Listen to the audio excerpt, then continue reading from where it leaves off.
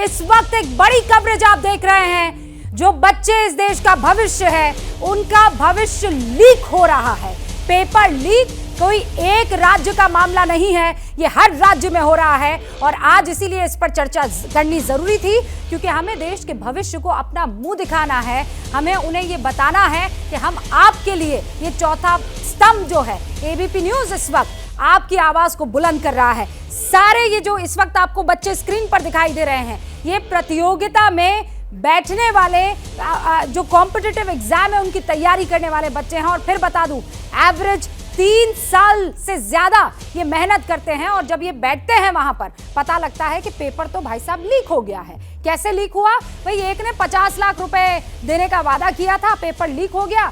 भाई साहब का पुत्र जो है या पुत्री जो है, उसको पढ़ना नहीं था, वो चाह रहे थे कि लीक हो जाए, सारे सवाल मिल जाए, जवाब दे दे और हम बन जाए एसडीएम, सरकारी नौकरी हमको मिल जाए। क्या ये सिस्टम खत्म होगा? इसी पर बात कर रहे हैं केसी त्यागी साहब। मैं 30 सेकंड में ओपनिंग रिमार्क इस सेशन में आपके लिए आपसे चाहती हूँ, वो सिंडिकेट टूटता क्यों नहीं है? मैं पुलिस की एक रिपोर्ट आपके सामने पढ़ना चाहता हूँ, जिसमें 8 लोगों को गिरफ्तार किया गया था। जो ऑनर है कोचिंग सेंटर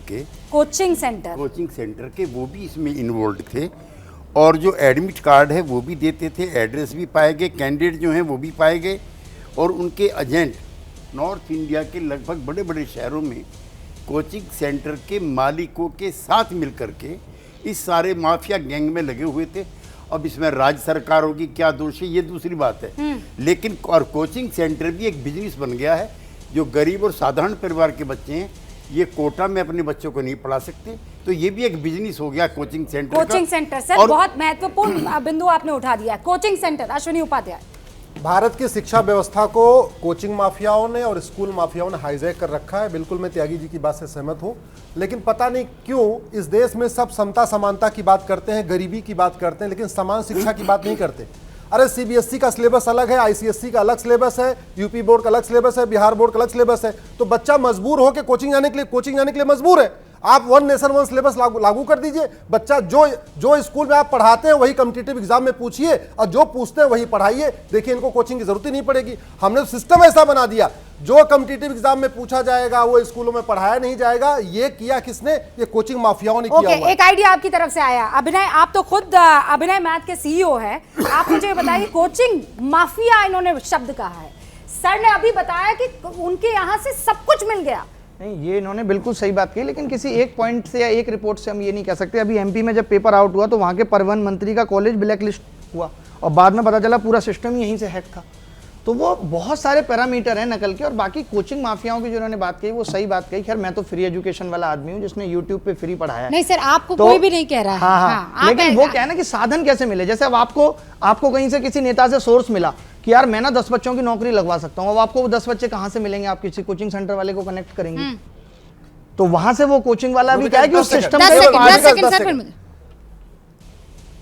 इंजीनियरिंग का एक एग्जाम, मेडिकल का एक एग्जाम, आईएएस का एक एग्जाम, आईपीएस का एक एग्जाम, बैंक का एक एग्जाम, रेलवे का एक एग्जाम, और सिलेबस 40 तरीके के। हमारे बिहार का बच्चा अलग किताब पढ़ रहा है, बंगाल का अलग पढ़ रहा है, यूपी का अलग पढ़ रहा है, बिहार का अलग पढ़ रहा है। तो मजबूरी में करे क्या?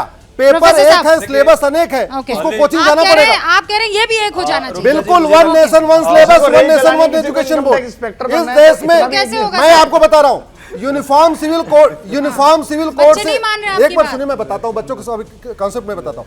यूनिफॉर्म सिविल कोड से ज्यादा जरूरी है 12वीं तक यूनिफॉर्म एजुकेशन। क्या मजबूरी है मेरी, बताइए।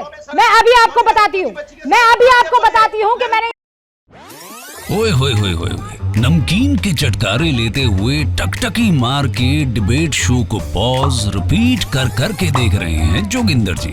इनकी तरह आप भी देखें अपनी फेवरेट डिबेट्स को रिपीट कर, और डाउनलोड कीजिए एबीपी लाइव ऐप अपने स्मार्ट टीवी पर।